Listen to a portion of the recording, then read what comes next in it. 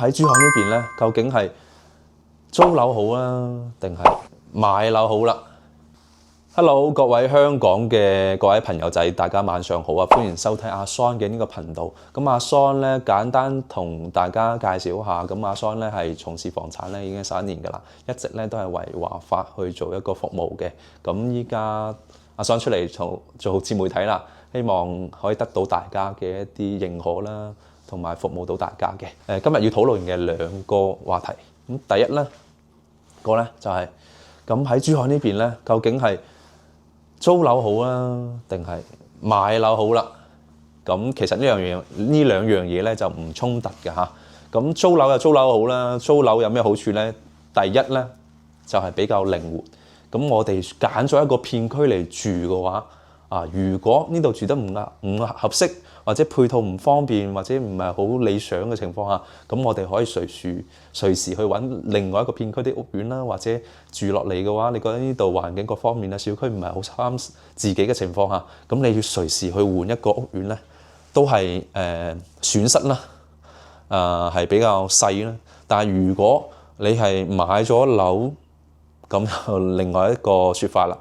因為咧，首先如果你係買咗等樓嚟住嘅話咧，如果你係住落去先發現呢度嘅小區啊、質素啊，或者係一啲配套啊、交通啊，根本就唔係同當時了解嘅咁樣，都唔同當時自己諗嘅唔係咁樣，咁可能咧就會導致你抌咗一嚿錢落去啦，咁你又可能呢度住得唔舒服喎，咁你再住如果想換屋苑嘅話，咁一個成本就大咗好多啦。咁同樣咧，如果你都有呢種顧慮嘅情況下咧，咁歡迎你可以去訂閱阿 Son 嘅呢個頻道啦，都希望得到大家嘅多支持啦，咁阿 Son 先會可以出到多啲視頻嘅，咁去追住阿 Son 嘅呢個頻道。咁呢一期咧，阿 Son 咧都會陸續咁講喺珠海會有乜嘢租盤係啱大家嘅。咁首先咧，我個人係一直都係做開十字門嘅一啲房啦，對嗰邊係比較熟悉嘅，而且我都係比較認可嗰個片區，因為嗰度咧係離香港港珠澳大橋人工島係比較近嘅。如果你想喺珠海呢邊體驗下居住一個交通生活嘅一個便利性咧，我都係推薦大家去十字門睇睇先。咁接下嚟咧，阿 Son 咧都會同大家講講十字門嘅一啲租盤，睇下可以有冇啱大家嘅。Hello， 各位朋友仔，早晨。咁今日阿 Son 咧就帶大家睇睇從港珠澳大橋過去我哋十字門片區大概需要花幾多時間啦，跟住再帶大家睇下啲屋苑，跟住仲有周邊嘅一啲配套嘅，究竟符唔符合到你哋喺呢邊居住嘅一啲所需嘅一啲要求呢？咁跟住阿 Son 一齊出發。Hello， 咁阿 Son 咧依家又嚟到咗港珠澳大橋嘅珠海口岸出境大廳嘅位置啊。咁平時咧，如果喺從珠海返香港咧，我哋可以坐滴滴啦，或者打的士咧，去到呢個送客嘅平台落車攞行李咧，就係可以直接從呢個位置返香港噶啦，坐金巴嚇。咁大概車程咧40分鐘左右嘅啫，去到香港口岸。咁對於好多香港朋友仔啦，可能第一次過嚟珠海啦，或者係未嚟過呢邊嘅，咁對呢邊唔熟悉嘅話，都可以喺 WhatsApp 度同阿 Son 約好時間。咁阿 Son 呢邊咧都會專車過嚟接送你過嚟珠海呢邊睇下啲租盤或者係售盤嘅。咁今日嘅主題咧都係想睇下我哋港珠澳大橋呢個位置去十字門片區大概個路程係幾多咧？咁係咪真係方便到大家呢？咁阿 Son 呢邊同大家推薦嘅呢啲租盤嘅位置係咪得啱大家呢？咁跟住阿 Son 嘅鏡頭睇下從港珠澳大橋去到我哋十字門片區大概係需要幾多時間？好，依家出發。咁我依家呢就從港珠澳大橋嘅車庫出咗嚟㗎啦。咁我哋依家睇下從港珠澳大橋去到十字門大概係需要幾多車程時間啦。咁依家咧係11點嘅18分嚇，咁我哋睇下去到十字門片區嘅話，大概係需要幾多時間？咁依家咧已經係去到十字門片區嘅啦。咁依家係11點26分嘅，咁大概咧就係用咗8分鐘到嘅時間就已經去到我哋十字門片區嘅啦。咁今日咧霧有啲大啊，能見度比較低。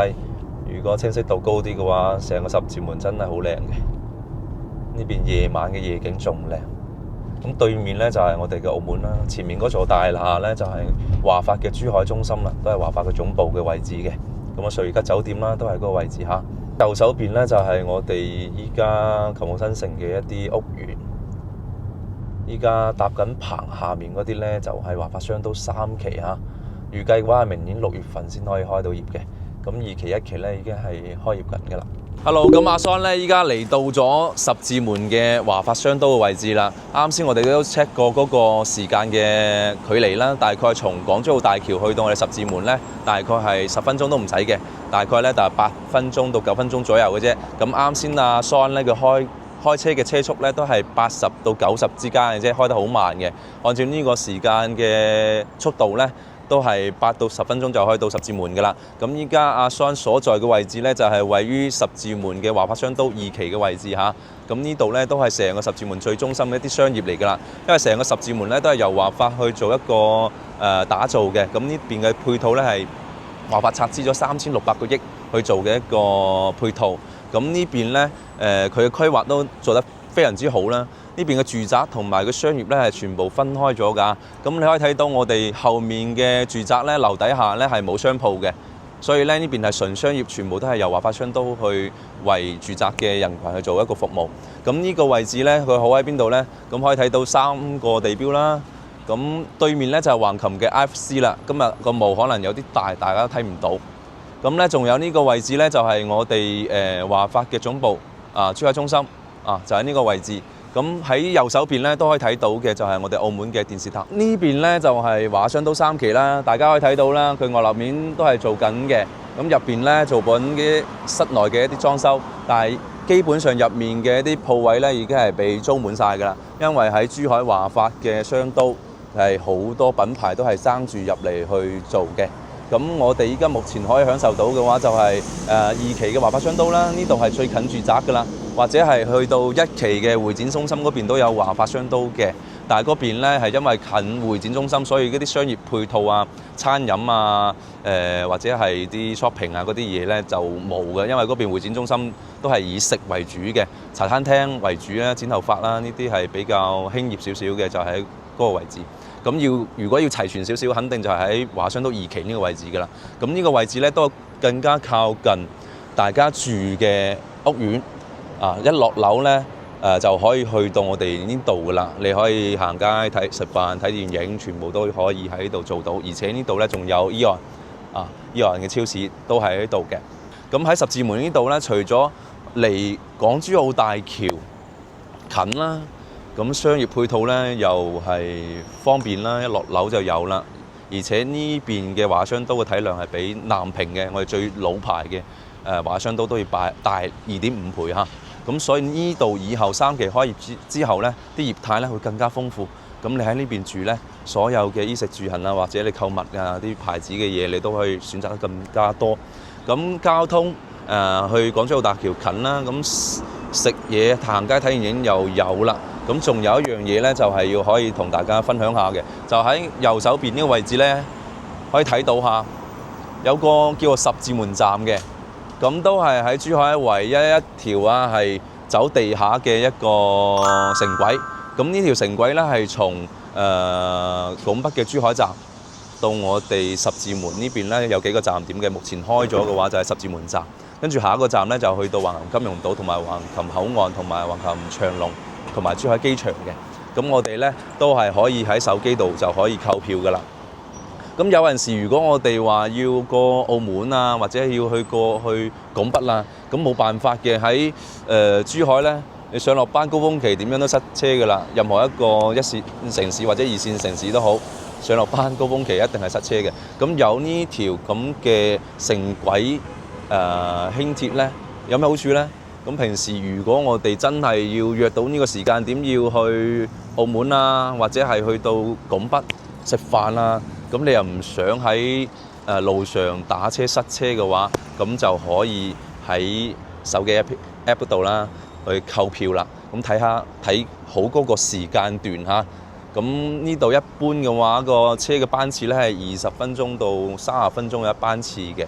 咁我哋如果係晚上要出去食飯啊，路上比較啱好遇上咗落班高峰期嘅話，咁我哋可以選擇坐呢個輕軌去到拱北嘅。咁可以大大咁縮短咗呢個塞車嘅時間，因為從十字門到拱北昌盛大橋嗰邊咧係會比較塞㗎。呢個都係一個小妙招。如果喺呢個比較繁忙嘅時段，諗住去拱北啦或者過澳門嘅咧，咁都可以試下坐我哋嘅輕軌嘅，非常之方便。咁呢度咧去珠海機場咧，佢都係有站，都可以直接去到。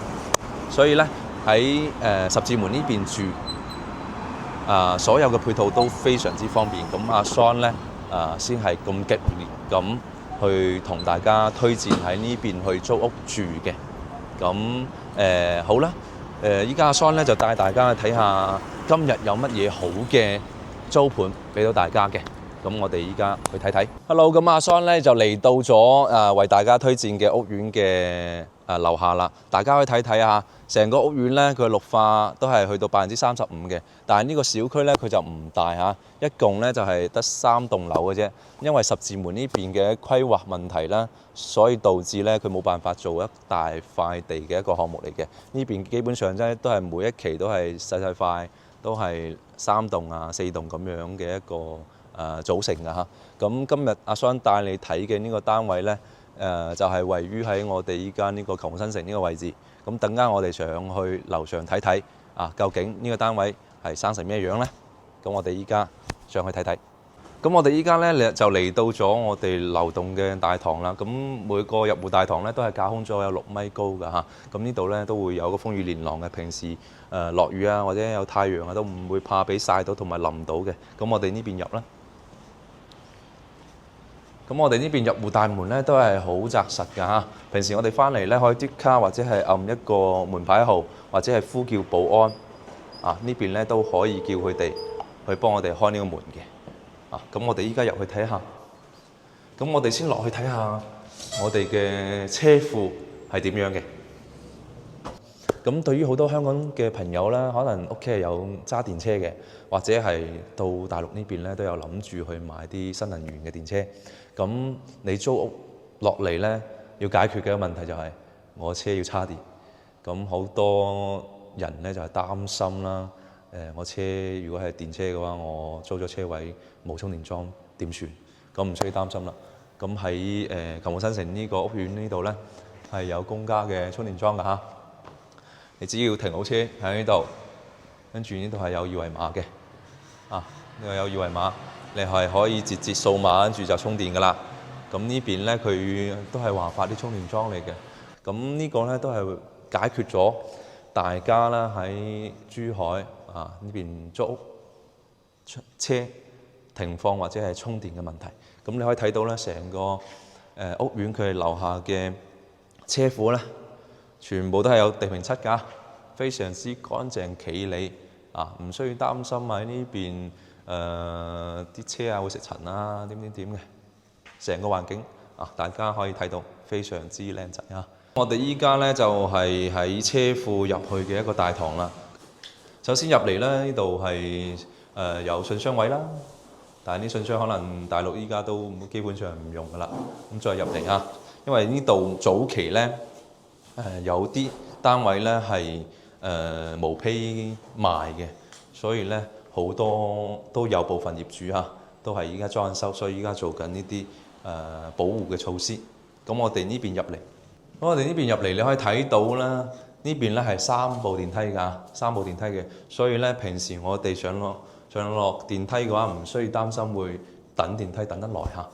咁你可以睇到好多人會覺得呢度點解會有啲水係免費咁唔係㗎，呢個都係華發嘅物業，呢度係有 cam 嘅。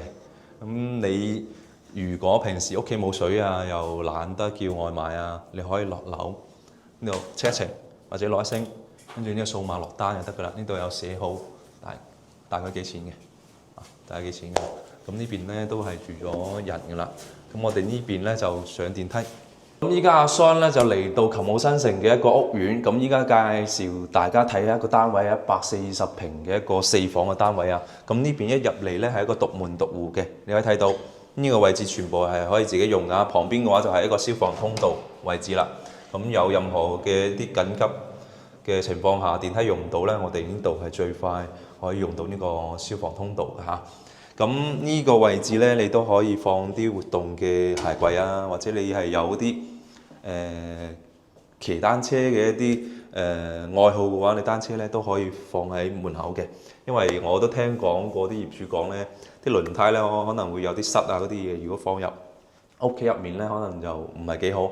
咁呢度獨門獨戶嘅位置咧，你放個自行車喺度係冇問題嘅嚇。咁呢個都係呢個戶型嘅一個亮點。咁我哋依家入到嚟咧，同樣啦，都係密碼指紋機械鎖3合一嘅一個鎖嚟嘅門鎖嚟嘅嚇。咁呢個門都非常之紮實。咁右手邊入嚟咧就係一個鞋櫃嘅位置，大家可以睇到嚇。個深度都非常之深嘅嚇，大概都有接近30幾公分嘅啦，30幾公分。咁呢度咧都可以放到收納到好多鞋櫃嘅。咁我哋呢邊配置到嘅櫃咧就唔高啦。咁如果想做到頂嘅，咁呢個鞋櫃咧可以搬出外面，咁到時再 set 翻一個訂製翻一個到頂嘅一個鞋櫃咧，就可以增加更加多一啲收納啦。咁呢個在乎你到時有冇呢個需求咧？呢度又比較靈活去改變嘅嚇。咁入到嚟咧，咁呢個係一個4房單位啦。入到嚟咧，呢個位置咧係一個功能房嚟嘅。呢個位置咧可以做書房啦，做麻雀房啦，做一啲你自己有興趣嘅啲功能房都係 OK 㗎嚇。咁依家目前嚟講咧，呢邊咧係配置咗一個可以變成床嘅一個沙發啦。咁呢個位置咧，只要拉開佢，跟住咧將呢個墊鋪翻平咧，咁呢度呢個沙發咧都可以當一個床去用嘅，咁比較靈活嚇。咁呢間房細地都幾好用嘅。咁再出到嚟咧，就係我哋嘅客廳啦，同一個獨立嘅餐廳啦。咁呢個咧就係南北通嘅一個戶型啊，140平方南北通。咁呢個戶型嘅亮點喺邊度咧？睇下前面啊，我哋主陽台。主陽台咧係直接係可以睇到黑白面將軍山，非常之靚。仲有水庫，有山有水，非常之絕嘅一個景觀。咁住喺度咧，你有好多負離子可以吸收到，成個人咧都會比較精神嘅，又安靜。咁我哋再往後面睇睇，呢度咧可以主陽台睇到山景，我哋嘅後陽台可以睇到咩？我哋後陽台可以睇到澳門嘅城市景、河景，都係屬於海景嚟嘅，呢個西江嘅水嚟㗎。咁後面咧一樣啦，可以睇到我哋嘅黑白面將軍山，全部係盡收眼底㗎。咁喺呢邊住咧係配套又方便，但係住咧又係安靜嘅喎。因為我哋依家呢個屋苑咧係喺我哋嘅華商都嘅後面嘅，但係我哋步行過去商場咧都係好近嘅啫，行路5分鐘，揸車嘅話都唔使啦。咁呢邊咧因為靠山嘅，所以會安靜好多。但係我哋去商場都係非常之便利嘅。咁我哋再睇下右手邊啦，右手邊呢邊就有一個封閉式嘅廚房啦，推拉門嘅嚇。咁呢個灶台都好闊㗎啦，呢度你放電飯煲、放微波爐，呢度放一啲碗碟菜板啊，呢度就煮餸啦。咁呢個菜盤咧都非常之大啊，非常之大，好好用嘅。咁最緊要咧，廚房呢度都係有明窗嘅，全部都係日本 YKK 㗎，全部都係日本 YKK 嘅，全部都係好用。咁呢邊咧天然氣啦，天然氣全部都係有㗎。咁上面就係吊櫃啦，全部都係交標嚟㗎，方太嘅抽油煙機、煤氣灶，全部都有㗎啦。咁就係可能如果有需要做一個洗碗機嘅話咧，你可以做一個台上嘅洗碗機。咁呢啲咧到時住落嚟啦，你哋有更加多嘅一啲電器要添加嘅時候，成個廚房因為佢夠大啊嘛，咁你都可以去添置一啲令你生活更加便利嘅一啲家電嘅。咁呢邊咧冰箱係有啲少少小氣冰箱係有少少小氣嘅。咁如果平時你唔喺屋企煮飯多嘅咧，其實呢個冰箱你冰下啲啤酒都 OK 㗎啦，夠用㗎啦。但係可能就小氣少少啦。我建議呢個冰箱咧就可以擺翻落細房度，或者裝飾一下啦。因為呢個冰箱確實我都覺得係有啲細啊。咁如果你有更加多嘅一啲需求咧，呢個位置咧都可以放到一個雙開門嘅冰箱櫃嘅嚇。咁我哋依家咧就入去睇睇我哋嘅房間啦。咁往前走咧就係一個工位嘅位置。咁洗手盆啊、鏡櫃啊、花灑啊、嗰個抽氣扇啊、馬桶啊，啲全部都係已經係齊晒㗎啦，全部通晒水電全部都通晒㗎啦。咁再往前面走咧，就係我哋其餘嘅3間房啦。咁呢邊咧就係一間細客房啦。嗱，全部配置咗衣櫃、床頭櫃、床墊，呢全部都有齊晒㗎啦。空調都係有齊晒㗎嚇。咁呢邊咧一樣都可以睇到山景啦。喺呢邊住嘅話，絕對係非常之靚嘅景觀。咁呢間房咧，呢間客房咧又比啱先我哋北面嗰個房間咧係大少少嘅。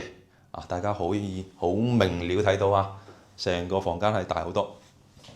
咁呢邊咧係南向嘅一個客房，一樣咧都可以睇到我哋山景非常之開闊嘅視線，係冇遮擋嘅。咁我哋接下嚟咧就睇一下我哋嘅主人房啦。咁主人房啦一定係套間嘅。咁而且呢度你可以睇到啦，非常之明朗，而且咧房間係好大嘅。咁我哋床位嘅位置咧係直接可以睇到成個黑白面將軍山㗎啦。每日起身咧都係可以睇到一個好靚嘅一個山景嘅。呢邊再睇睇啦，廁所位咧呢邊咧，因為咧140平，佢主人房嘅套間咧套廁咧非常之大嘅。咁大家會唔會覺得呢度空咗啊？咁其實唔係嘅。咁呢度咧係留咗個位置俾你，如果你有一個做浴缸嘅一個需求咧，可以買個浴缸翻嚟。呢度水位全部都留好晒㗎啦。咁你又中意去浸浴嘅，咁可以買浴缸啦。咁我哋入面呢個乾濕分離嘅一個沖涼嘅位置咧，都係非常之舒爽啊！你就算幾肥都好，呢度3、4個人都完全冇問題。而且呢個飄窗非常之好用。呢個飄窗咧，你可以放好多啲洗髮露啦、沐浴露啦，或者係老人家企起身唔方便沖涼咧，坐住喺度都係非常之友好嘅。咁好啦，今日咧做咩阿 Son 咧會同大家介紹一個140方嘅一個4房單位咧，因為我諗到咧好多港澳人士退休或者半退休咧，如果真係諗住租先過渡下，或者係依家係本身係想買樓嘅，但係咧對珠海呢邊你又唔係好熟喎，又驚貿然買咗一套單位喺度咧，咁可能到時住落去又唔係話特別啱。